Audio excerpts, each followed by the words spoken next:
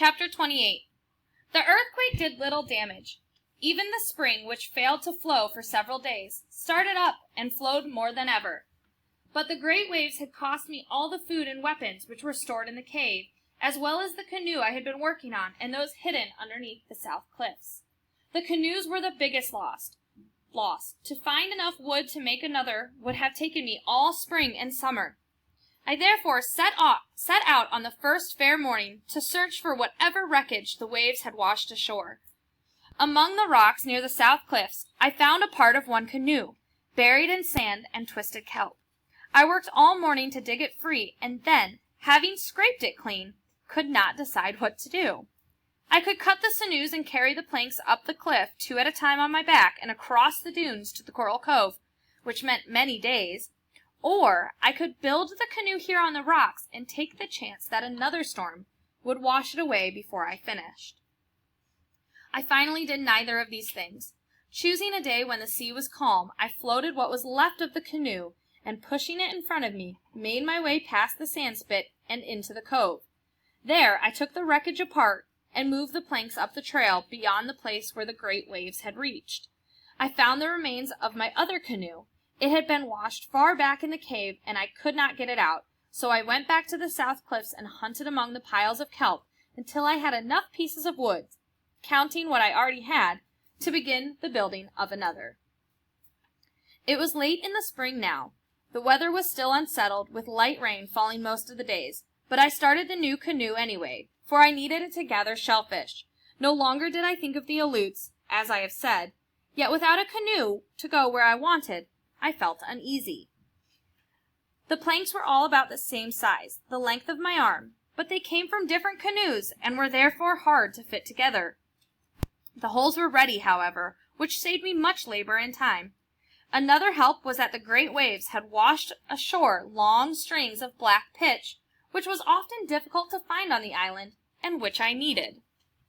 When I had sorted out the planks and shaped them, the work went fast, so that by late spring I was ready to finish the seams. It was on a windy morning that I made a fire to soften the pitch.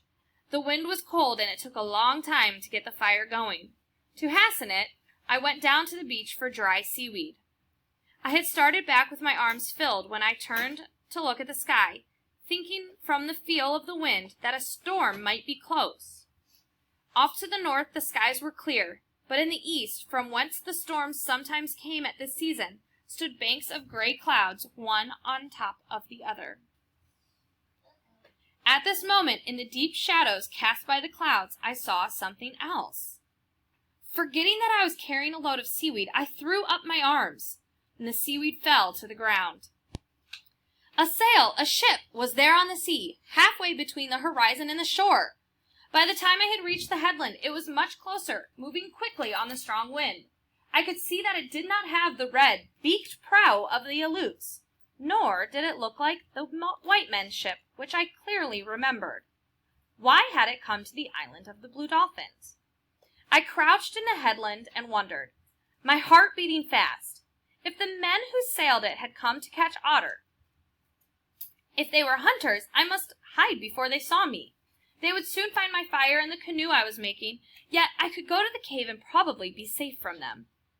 But if they had been sent by my people to take me away, then I should not hide. The ship moved slowly between the black rocks and into Coral Cove. I could see the men now, and they were not Aleuts. They lowered a canoe, and 2 of the men paddled toward the beach. The wind had begun to blow hard, and the men had trouble landing. Finally, one of them stayed behind in the canoe, and the other, from the man without a beard, jumped into the water and came along the beach and up the trail.